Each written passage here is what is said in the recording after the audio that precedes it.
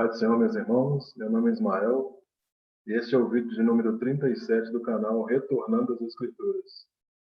Dando continuidade, então, ao nosso estudo do livro de Apocalipse, hoje estudaremos o capítulo de número 16.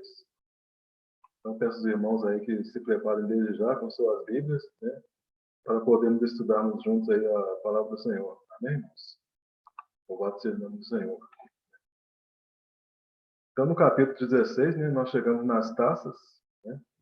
As taças, elas são os reflexos das trombetas, né? Aqui Deus está castigando a terra na sua ira total, né? Porque já não é mais na terça parte, como acontecia nas trombetas, né? Aqui Deus vai castigar a terra na sua ira total, né? Então, a ira de Deus, ela começa, então, nas trombetas.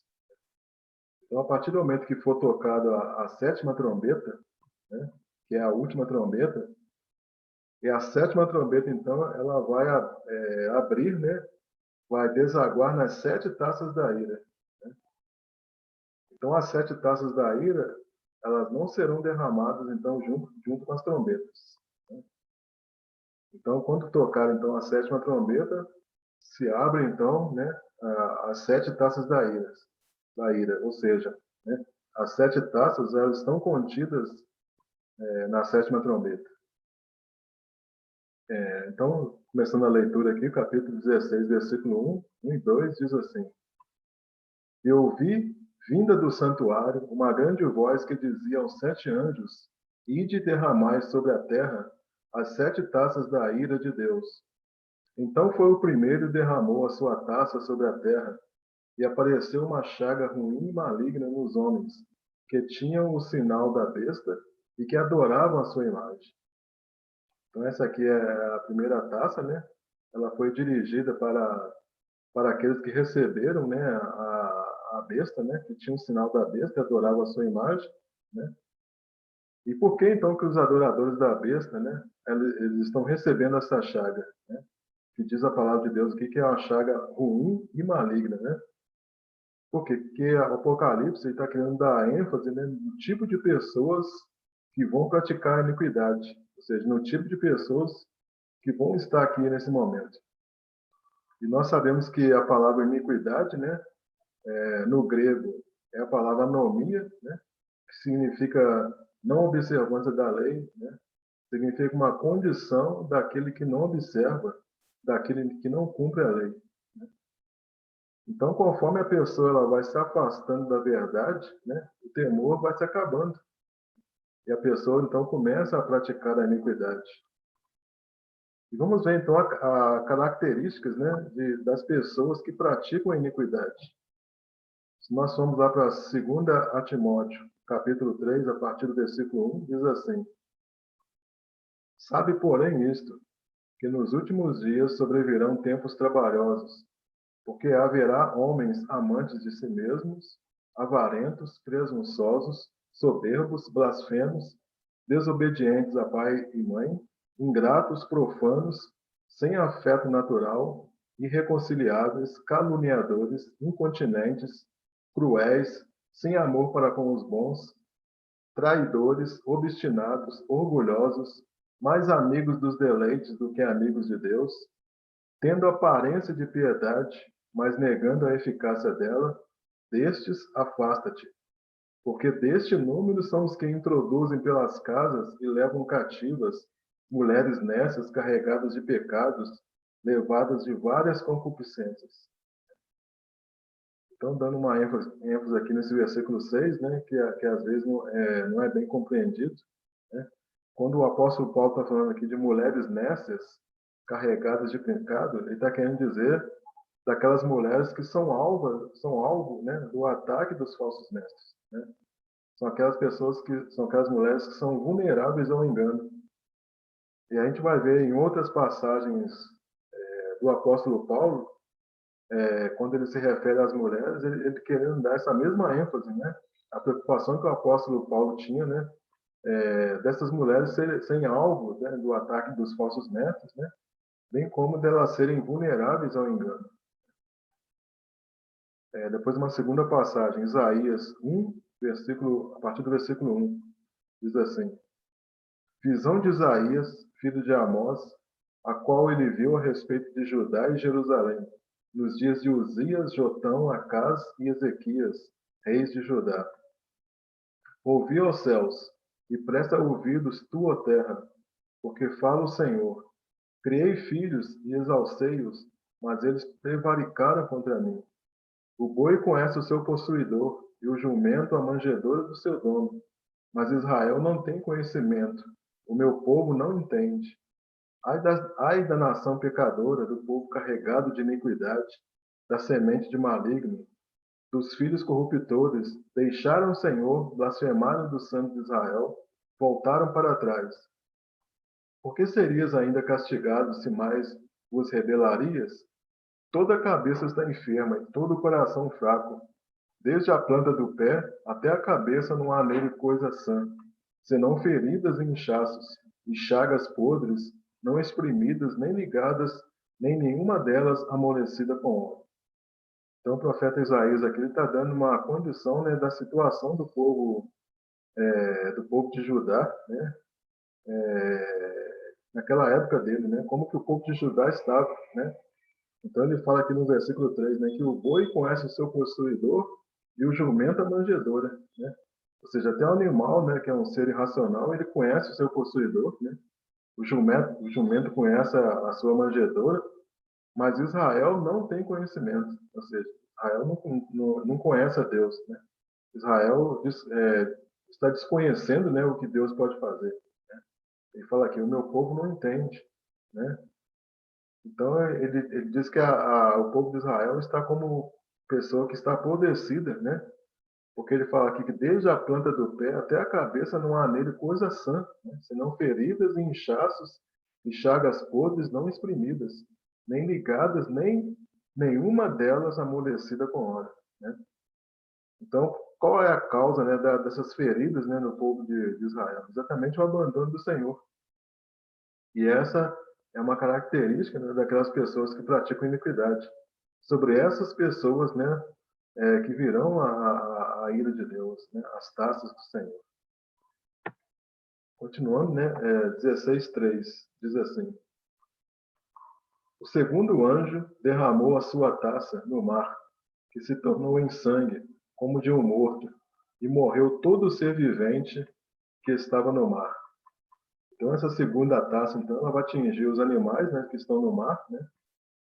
E nós vimos lá que lá no Antigo Testamento, né, a gente tem conhecimento, né, de que o Nilo ele foi convertido em sangue, né? Então aqui essa segunda taça aqui ela vai atingir o mar, né, que vai se tornar em sangue, né? Ou seja, os animais que estão no mar eles vão morrer por causa disso, né? Continuando, versículo 4. Vamos ler do 4 ao 7. Diz assim: o terceiro anjo derramou a sua taça nos rios e nas fontes das águas, e se tornaram em sangue. E ouviu o anjo das águas dizer: justo és tu, que és e que eras, o santo, porque julgaste estas coisas, porque derramaram o sangue de santos e de profetas, e tu lhes tens dado sangue a beber. Eles os merecem. E ouviu uma voz do altar que dizia: na verdade, ó Senhor, Deus Todo-Poderoso, verdadeiros e justos são os teus juízos. São os teus juízos, né? Então nós vemos aqui, né, as águas, né, dos rios, né, das fontes, transformando-se em sangue. Ou seja, a partir desse momento, o que vai acontecer, irmãos? Não tem como funcionar as hidrelétricas. Né? Então, as hidrelétricas não vão funcionar, porque as águas elas serão transformadas em sangue. Né? Por quê? Por quê? Porque vai atingir os rios e as fontes das águas. Né? E o anjo do Senhor aqui está declarando, né, que Deus é justo. Né? Quando, na verdade, os homens é que deveriam fazer tal declaração. Né? Mas naquela ocasião eles estarão o quê? Blasfemando de Deus. Né? E nós vemos aqui no versículo 5, né, que diz assim: e ouvi o anjo das águas dizer: justo és tu, que eras e que és e que eras. Né? Essa expressão que és e que era, então a gente está vendo aqui que não tem a expressão que há de vir. Por quê? Porque nesse momento já faz parte dos últimos dias. Né? Aqui nós já estamos na sétima trombeta. Né? Por isso que o versículo não está falando o que há de vir. Está falando só o que és e o que eras. Né? E aqui, irmãos, é o momento em que o Senhor está respondendo às orações lá dos mártires, né, lá do quinto selo. Então, esse é o momento que o Senhor está respondendo às orações deles. Continuando, versículo 8 e 9 diz: O quarto anjo derramou a sua taça sobre o sol, e foi-lhe permitido que abrasasse os homens com fogo. E os homens foram abrasados com grande calor, e blasfemaram o nome de Deus, que tem poder sobre estas pragas, e não se arrependeram para lhe darem glória. Então aqui a quarta taça, né? A quarta taça ela vai atingir o sol, né? E aqui nesse momento aqui a gente vai ver que multidões, né, vão querer tomar um banho frio, né, para lavar suas feridas, né? Porque a gente viu lá na primeira taça, né, que vai haver feridas nos homens, né?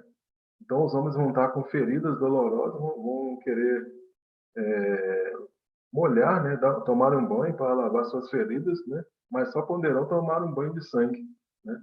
Não terão água potável, né, para poderem se banhar. Continuando, versículo 10 e 11. Diz assim: O quinto anjo derramou a sua taça sobre o trono da besta, e o seu reino se fez tenebroso, e os homens mordiam de dor as suas línguas, e por causa das suas dores e por causa das suas chagas, blasfemaram o Deus do céu, e não se arrependeram das suas obras. Então nós estamos vendo aqui que a quinta taça, então, ela vai atingir o trono da besta, né? O que é o trono da besta? É o governo da besta, mais as 10 nações, né, que vão estar ao redor dele. E vai atingir somente, né, aqueles que pertencem ao reino da besta. Ou seja, né, nós vimos que a besta, o que são povos, línguas e nações, né? Ou seja, então essa taça aqui vai atingir, né, os povos, né, que pertencem ao reino da besta, né? Povos, aqueles que se curvaram, né, diante do anticristo, diante da imagem, né? Então esses, então, eles serão atingidos, né, por grandes trevas e dor, né? Aqui no versículo 10, né, fala que e o seu reino se fez tenebroso, né? Ou seja, eles serão atingidos por grandes trevas, né, e também por grande dor. E aí, irmãos, dos versículos 12 a 16, né, nós vamos estar lendo aqui, mas quando nós chegarmos no capítulo 19, a gente vai ter uma compreensão mais ampla, né, do que eu vou estar falando aqui para os irmãos, né? Por enquanto, a gente vai ter uma compreensão, vamos dizer assim, mais simplória, né? Mas lá no capítulo 19 nós vamos ampliar, né, o que nós vamos estudar aqui agora. Então, o versículo 12 diz assim: O sexto anjo derramou a sua taça sobre o grande rio Eufrates, e a sua água secou-se para que se preparasse o caminho dos reis que vêm do Oriente. Então, aqui o rio Eufrates ele vai se secar, né, para que os exércitos do Oriente eles marchem em direção ao Armagedon. O rio Eufrates ele é uma barreira natural que separa o Oriente do Ocidente, né? Então, todas as nações, né, com a marca da besta, né, elas estarão se congregando, né?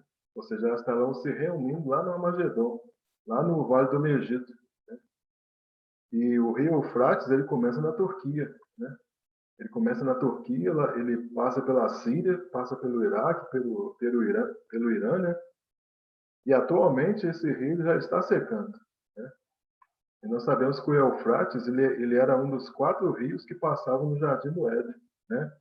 Lembra dos 4 rios, né? Pison, Gion, Hidekel e Eufrates, né?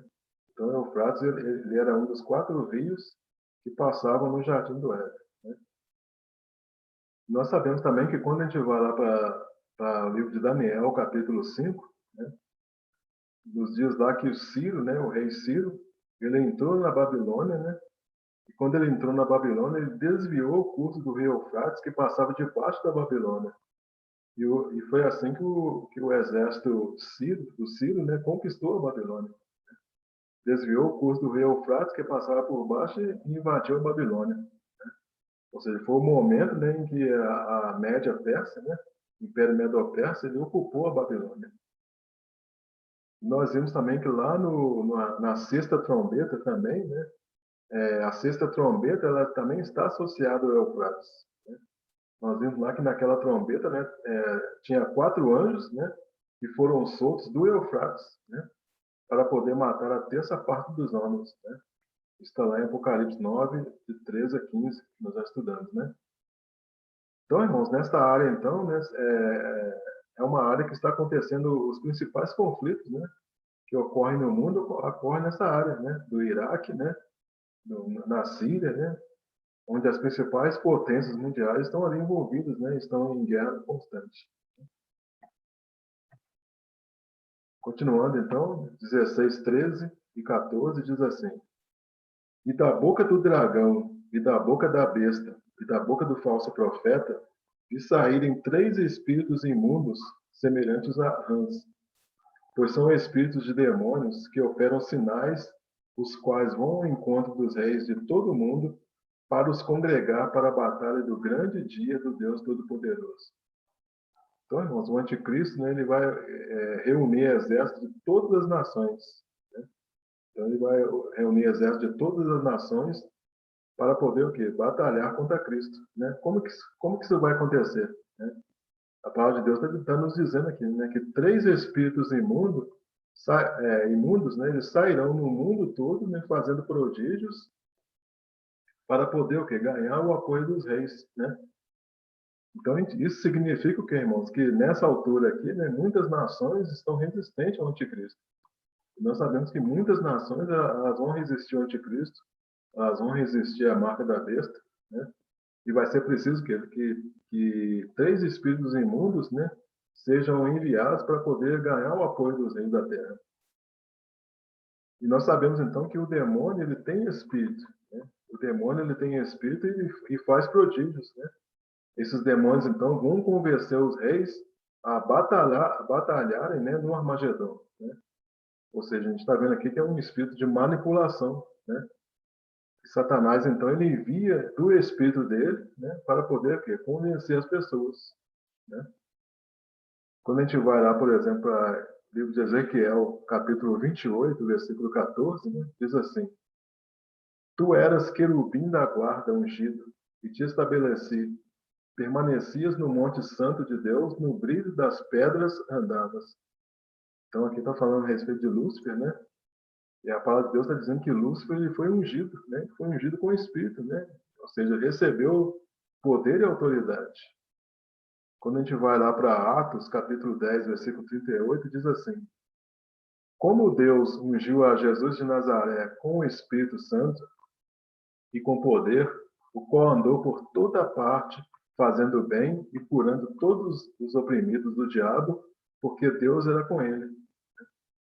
Então, irmãos, enquanto Jesus ele usa o Espírito, né, para poder fazer o bem, né, Satanás também usa o Espírito, né, só que para poder fazer o mal. Né? E quando a gente vai lá para o primeiro livro de Reis, capítulo 22, a partir do versículo 21, diz assim: Então saiu um espírito e se apresentou diante do Senhor e disse: Eu o enganarei. Perguntou-lhe o Senhor: Com que? Respondeu ele: Sairei e serei espírito mentiroso na boca de todos os profetas, disse o Senhor. Tu o enganarás e ainda prevalecerás. Sai e faze-o assim. Eis que o Senhor pôs o espírito mentiroso na boca de todos estes teus profetas, e o Senhor falou o que é mal contra ti. Então, essa passagem aqui está falando de uma aliança, né, que ocorreu entre o rei Acabe, né, que era o rei de Israel, né, uma aliança de Acabe com Josafá, que era rei de Judá. E Acabe, então, ele pergunta ao profeta, né, se ele deveria lutar contra os arameus, né, lá em Ramote de Gileade. Né. E aqui, então, começa, né, a atuação do espírito de mentira, né, do espírito de indução, do espírito de convencimento. Né. Aí o que acontece? O demônio, então, ele envia do espírito dele para poder convencer os profetas, né? E os profetas, então, se deixam ser usados. Então, irmãos, na onisciência de Deus, né, Deus já sabia que Acabe não iria dar ouvidos à palavra do Senhor. Né? Então, a vontade permissiva de Deus, ela prevalece aqui. Né? A vontade permissiva de Deus, ela prevalece no sentido de que Deus ele permite com que Acabe fosse enganado por um espírito mentiroso. Né? Por quê? Porque Deus já sabia que Acabe não iria dar ouvidos à palavra do Senhor, né? Então, Deus está exercendo o juízo, né, dele, usando o quê? A própria maldade do Acabe, né? Outro caso semelhante que nós temos na palavra do Senhor é a questão do endurecimento do coração de Faraó, né? A palavra de Deus diz que Faraó endureceu seu coração, né? Mas Deus também endureceu o coração de Faraó, né? Por que Deus endureceu o coração de Faraó? Porque na onisciência de Deus, Deus já sabia que o Faraó iria endurecer o coração, né? Então são casos aqui, né, da atuação de espíritos de demônios, né? Continuando, né, 16:15 diz o seguinte: Eis que vem como ladrão, bem-aventurado aquele que vigia e guarda as suas vestes, para que não ande nu e não se veja a sua nudez. Então, na sexta taça, então, irmãos, na sexta taça, Cristo está anunciando a sua vinda como ladrão, né? Então, isso aqui é uma prova ainda que Jesus ainda não veio, né? Porque nós estamos aqui na sexta taça e Jesus está anunciando a sua vinda, né? Eis que vem como ladrão, ou seja, ele está anunciando a sua vinda como ladrão, né? E nós sabemos que ele virá o quê? Entre a sexta e a sétima taça, né? Ele pede aqui o seguinte, que guarde as suas vestes, né? Está pedindo aqui que as pessoas guardem as suas vestes, né? Ou seja, está fazendo referência lá àquelas pessoas lá do Apocalipse 7, né? Versículos 13 e 14, que nós já estudamos, né? Que são 144 mil, né? Que estão o quê? Com vestes brancas, né? E estão lá na glória, né? Então, no capítulo 19, né?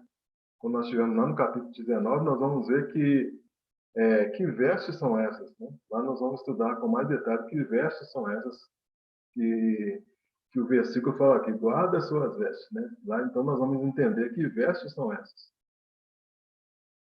Com relação aqui à figura do ladrão, a figura do ladrão, ela é utilizada na Bíblia, né, para poder o quê? Enfatizar o julgamento repentino, né, e a falta de preparo das pessoas que serão julgadas, né?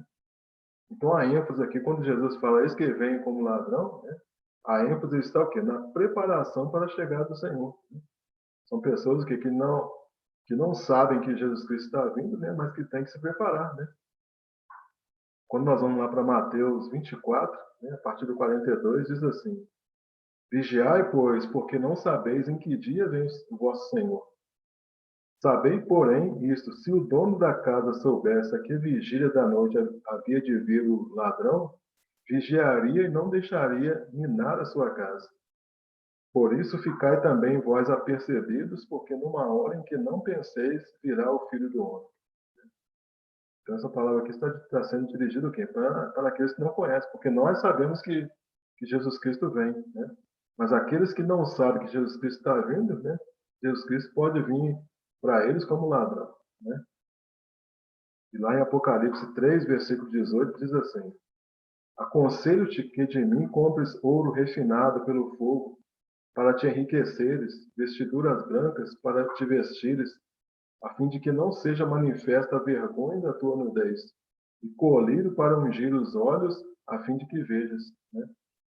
Então, se nós juntarmos essa passagem aqui com a anterior, né, nós estamos vendo aqui que a palavra de Deus está dizendo, né, feliz, né, é o que vigia e guarda suas vestes, né, para que ele não ande nu e não seja vista, né, a sua nudez, né?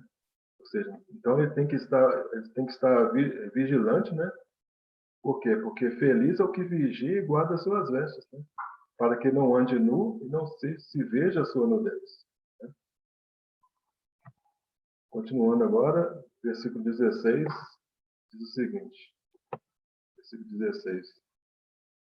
Então, os ajuntaram num lugar que em hebraico se chama Armagedon. Então, irmãos, a batalha do Armagedon, então, ela não acontece aqui no capítulo 16, né? Então, nós teremos que esperar até o capítulo 19, né? Por isso que eu disse para os irmãos, né, que nessas passagens aqui nós vamos estudar com mais detalhe no capítulo 19, né? Então, aqui no capítulo 19 que nós vamos ver o resultado desta guerra, né? Aqui no versículo 16, nesse momento aqui, o Senhor quer mostrar o lugar da batalha, né? O lugar da batalha aqui vai ser no Armagedon, né? Essa batalha, né, que também é chamada de Gog e Magog, né? Ela ocorrerá onde? Ocorrerá no Armagedon. Então essa palavra Armagedon, irmãos, ela aparece somente aqui nessa parte, né? Mas o próprio versículo, né, diz que ela é de origem hebraica, né? Ou seja, a palavra significa Monte Megido, né? Ou cidade de Megido, que fica o quê? No norte de Israel, né? O Vale de Megido, ele fica a 90 quilômetros, aproximadamente, né? 90 quilômetros de Jerusalém. E a batalha, então, ela vai ocorrerá o quê? Fora da cidade de Jerusalém, né? E lá no Vale de Megido também é conhecido como o Vale de Jezreel, né? Que é o mais importante vale no norte de Israel. E é também conhecido, né, como o Vale de Armagedon, do Armagedon, né? Então, o Armagedon, então, irmãos, ele representa o quê? Um lugar de julgamento, né? E das batalhas decisivas, né? Então, certamente, né, Deus vai, nesse momento, ele vai julgar, né, e vai aplicar também a sua justiça, né, nesse momento aqui do Armagedon. Lá em Zacarias 14, versículo 12, diz assim: Esta será a praga com que o Senhor ferirá todos os povos que guerrearam contra Jerusalém. Apodrecerá a sua carne, estando eles de pé, e se lhes apodrecerão os olhos nas suas órbitas, e a língua se lhes apodrecerá na boca. Então, isso aqui é o que vai acontecer, né? Zacarias está retratando aqui o que vai acontecer lá na Batalha da Armagedon com os inimigos, né? Então, vai acontecer isso aqui com os inimigos, né? Apodrecerá a sua carne, estando eles de pé, e se lhes apodrecerão os olhos nas suas órbitas, e a língua se lhes apodrecerá na boca. Então, irmãos, Armagedon aqui, né? Lá no passado, né? Várias batalhas, né, ocorreram no Armagedon, né, ou no Vale de Megido. Por exemplo, Débora e Baraque, né? Débora e Baraque, eles derrotaram os cananeus lá no Monte Tabor, né? Que é uma importante colina lá na Galileia, que está localizada onde? No Vale de Jezreel, né? Isso pode ser visto lá no livro de Juízes, né? Capítulos 4, 5, né? Depois, outra batalha que ocorreu foi quando Gideão venceu os midianitas, né? Gideão venceu os midianitas, né? Lá no arraial, né? Dos midianitas, né? Que estava o quê? No Vale de Jezreel, né? De fronte do outeiro de Moré. Isso pode ser visto também lá em Juízes, né? Capítulo 7. Nesse local também, né? Saul ele foi morto na batalha com os filisteus, né? Lá na montanha de Gilboa, né? Que fica na planície de Esdraelon ou Vale de Jezreel, né? Isso pode ser visto lá em 1 Samuel, capítulo 31, versículo 8. Foi lá também que Acasias, né, o rei Acasias, foi morto por Jeú, lá no Monte de Megido. Pode ser visto também em 2 Reis 9, 27. Né? E lá também Josias, né, ele foi atingido por flecheiros, né, no Vale do Megido, né, na invasão pelos egípcios. Né?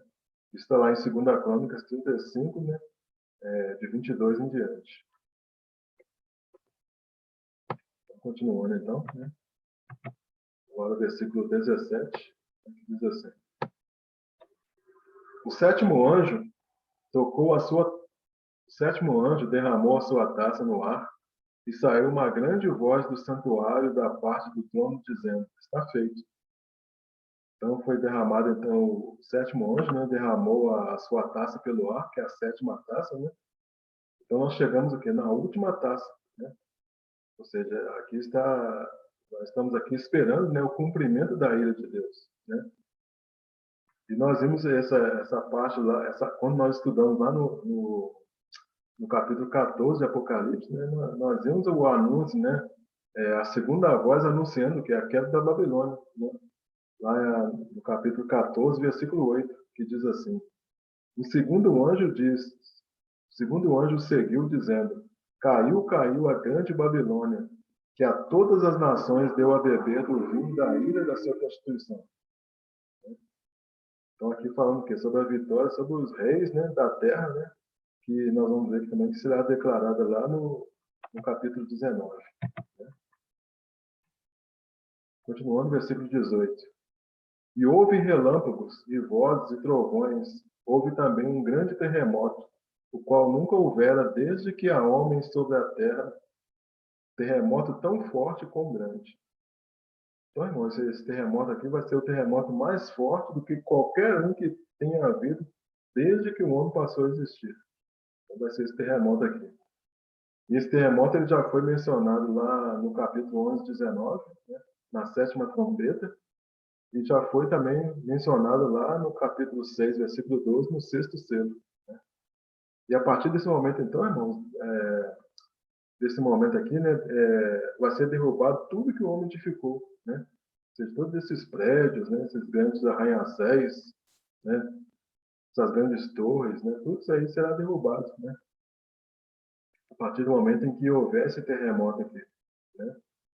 Então, grande o qual nunca houve desde que há homem sobre a terra, né? Terremoto tão forte quão grande. Aí no versículo 19 diz assim, falando as consequências, né, desse terremoto, né? E a grande cidade fendeu-se em 3 partes, e as cidades das nações caíram, e Deus lembrou-se da grande Babilônia para lhe dar o cálice do vinho do furor da sua ira. Então aqui já fala da destruição final, né, da Babilônia, né, que vai ser explicada detalhadamente nos capítulos 17 e 18. Né. Aqui está falando que a Babilônia, então, ela se fendeu, né, em 3 partes. Né. Aí depois caíram o quê? Depois a cidade das nações caíram. Ou seja, tudo que está construído que será destruído. Então todas essas edificações, irmãos, elas serão destruídas. Né. Então o que nós temos que entender é o seguinte, né, que Deus ele permite que as pessoas edifiquem cidades. Mas as cidades é o local onde o pecado se acumula. Então, por essa razão, elas serão desfeitas. Né? E nós sabemos que existem pessoas santas nas cidades. Né? Essas pessoas santas na cidade, elas serão tiradas por Deus, né? Para Deus poder executar o seu juízo. Mas existem também pessoas que, mesmo santas, elas vão permanecer na cidade. E algumas pessoas, no momento da sua fuga, né, elas serão mortas. Né? Por quê? Porque elas demoraram muito. Né? No momento em que essas pessoas tiverem que fugir para o deserto, né, elas vão demorar, né, e serão mortas. Né? Outras não, outras fugirão no momento certo e serão salvas. Continuando então, o versículo 20, né, que diz assim: Todas as ilhas fugiram e os montes não mais se acharam. Né? Então aqui é uma repetição, né, do que já foi dito lá no sexto selo. Né? Então, a partir desse momento aqui, grandes mudanças, né, ocorrerão na superfície da Terra, ou seja, as montanhas elas cederão, né, as ilhas serão submersas, né, o terremoto ele vai fazer desaparecer as ilhas, né, e vai remover as montanhas, né. Então, nesse momento aqui, irmãos, a Terra, né, ela estará um caos, né, no momento que da segunda vinda de Cristo, né. Então, a Terra ela estará um verdadeiro caos, né. Só que essa Terra ela será regenerada, né, para a fundação do reino milenar, né? Que nós vamos estar estudando mais para frente. Né? E finalizando o versículo 21, diz o seguinte: E sobre os homens caiu do céu uma grande saraivada, pedras quase do peso de um talento, e os homens blasfemaram de Deus por causa da praga da saraivada, porque a sua praga era muito grande. Então, irmãos, quando a gente vai lá no capítulo 8 de João, né, nós vemos lá que uma mulher adúltera ela seria apedrejada. Né? E por isso aqui, irmão, que sobre a Babilônia, né, a Babilônia nós sabemos que é uma meretriz, né, vai cair pedra sobre ela. Né? Então, no versículo 19, nós vamos estar falando da grande Babilônia, né? Mas aqui Deus está castigando a meretriz, né, ou seja, a grande Babilônia, como ela era castigada na lei. Né? Da mesma forma que a adúltera ela era castigada através do apedrejamento, a grande meretriz, que é a Babilônia, ela vai ser castigada aqui com pedras, né? Com pedras quase do peso de um talento, né? Caindo do céu, né? essas chuvas de pedra, né, um talento ele tem aproximadamente 45 quilos, né? Essas pedras, elas têm aproximadamente 45 quilos. Né? Aqui neste versículo, então, né, cai então a grande Babilônia, né? Então, por que ela foi apedrejada aqui? Porque tinha duas ou três testemunhas, né? Quem que são quem que são essas testemunhas, né? As duas testemunhas, né? Mais a terceira testemunha que é o Cristo, né? Porque Cristo ele é chamado o quê? A fiel testemunha. Então, Deus vai fazer isso aqui o quê? Na presença de duas ou três testemunhas, né? Como é estabelecido na lei. Amém, irmãos? Louvado seja o nome do Senhor, né? Então, aqui nós encerramos, então, o capítulo 16, né? Do livro de Apocalipse. Espero que os irmãos tenham compreendido, né? Caso não tenham compreendido, né? Vocês podem estar postando as suas dúvidas, né? Nos comentários, que a gente vai tentar estar esclarecendo. Se você realmente gostou desse vídeo, né? Peço que você deixe aí seu like, seu joinha. Se inscreva no canal, se você ainda não é inscrito no canal, né? Obrigado, irmão, por você ter assistido o vídeo até o final, né? Eu agradeço de coração a todos os irmãos e fiquem todos na paz do nosso Senhor Jesus Cristo. Amém, irmãos? Louvado seja o nome do Senhor. Aleluia.